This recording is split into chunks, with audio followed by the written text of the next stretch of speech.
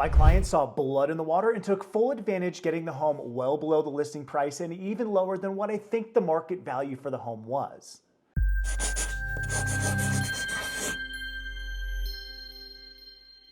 Hey everyone, welcome back to the channel. Ryan Haarer, Denver Realtor here. In this video, I'm going to share two, maybe three major reasons why I see buyer clients of mine win big in the fourth quarter. Then I'm going to show you different ways I have negotiated deals for my clients in the fourth quarter to help them make the home buying process more affordable. And stick around because at the end, I'm also going to share why it might be a good idea to wait. Before we dive into why Q4 could be a good time to buy, let's take a quick look at the market so you have some context on what's actually happening out there in the market in the final stretch of 2024. As I'm recording this, mortgage rates are currently hovering around 6.5% to 7%, and the median home price remains at just under $600,000 across the Denver metro area. So even if you were to put down a full 20%, and remember, you can put down as little as 3% on a home, but at that 20% down mark, you're looking at roughly a $3,500 a month mortgage payment for that $600K house. Of course, that amount goes up the less you put down, or if you want to buy a more expensive home than the median. That's led to, for some would-be home buyers, putting off their plans this year, with less homes closing than any time in the last 12 years, which is a perfect segue into the first reason why Q4 could be the best time for you to jump into the market. We know that real estate is typically hottest in spring and summer, when many buyers are competing for properties. Families like to get settled in before the school year and maybe squeeze in an end of the summer vacation before the weather cools down.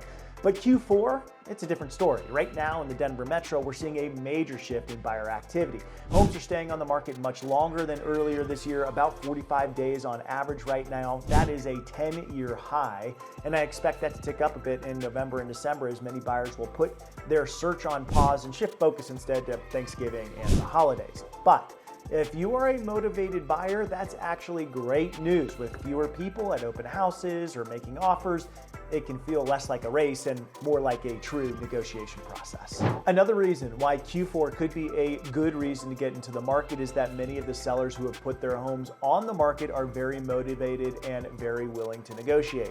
Spring is, again, typically the best time to get your home on the market, so if you're listing at the start of winter, there's a good chance you really need to move. So my clients saw blood in the water last year when they found out that the home they fell in love with was selling because of a divorce. By the way, real estate agents, if you're representing a seller, don't tell a buyer's agent that the couple is getting a divorce. You're just giving people leverage. But anyway, I was able to learn from the other agent that there were no other offers on the table, and so my clients decided to put in a very low offer on the table. I'll spare you the details about how upset the sellers were about this offer, but cooler heads prevailed, and I was able to negotiate the price of the home down 10% from its original listing price. That was on a nearly $1.5 million home, so that's over $100,000 in savings for this family.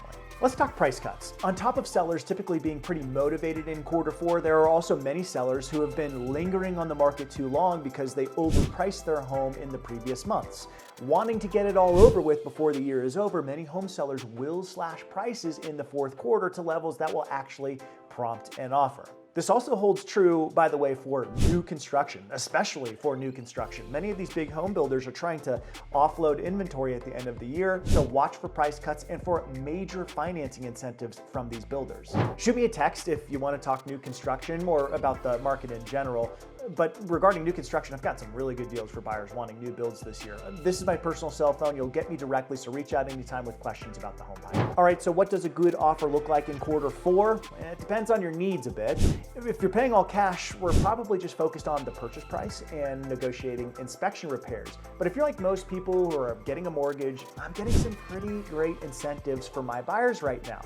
For example, many of my clients this year have been able to get a home seller to give them a credit for closing costs or to pay for a rate buy down. Closing costs can range from 1% to 2% of the purchase price roughly, so that can be a really great cash savings up front to have the seller pay those for you. Or you may be looking at getting what's known as a 2-1 rate buy down, where a seller will pay your lender to reduce your interest rates by 2 points in the first year and another point in the second. Let's do an example here. So if rates are roughly at 7%, you could get a rate as low as 5% in year one and 6% in year two. In a real world example, let's go back to that $600,000 home mortgage payment I referred to at the beginning of this video. You would take your payment from $3,600 a month roughly at a 7% interest rate, down to about $3,000 a month for a full year in year one when you have that 5% rate.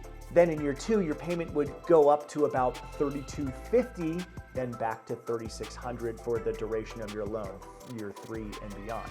Of course, the hope is that you will refinance and get a lower rate when the time is right. Talk to your lender about that, or reach out to me if you need local lender recommendations. On top of all the financing incentives, sellers are much more likely to work with you on inspection items in a slower market. I'm not saying that sellers are going to repair every little loose door handle your home inspector notes, but you should feel pretty comfortable about the condition of your home after all repairs have been negotiated and agreed upon. So why might I not recommend getting into the current market here at the tail end of 2024? Well, if you feel like you're stretching yourself too thin financially by buying a home right now, talk to a financial advisor or a lender about putting yourself in a more comfortable position 6 months from now. The spring market will bring more options. Hopefully it'll bring lower interest rates too, but there's really no guarantee of that. While there's not a ton of certainty there, and remember, if rates come down in a significant way, more buyers, your competition, will enter the market too.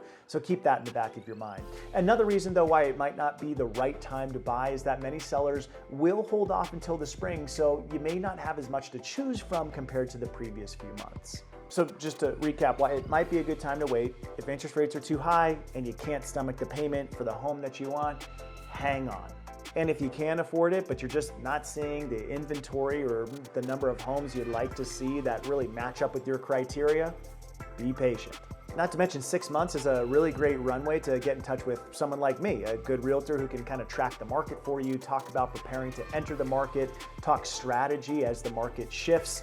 Get ahead of the game so that when you see the one in the spring or whenever you decide it's time to buy a home, you know what to do to pull the trigger and win the deal. So that's it, my take on how you can win big in Q4. Please like and comment on this video if you found it helpful, and please subscribe for regular insights into the Denver housing market. If you're making a move anytime in the next year, I'd love to help. You can text me directly or shoot me an email. My contact information is in the description below. See you next time.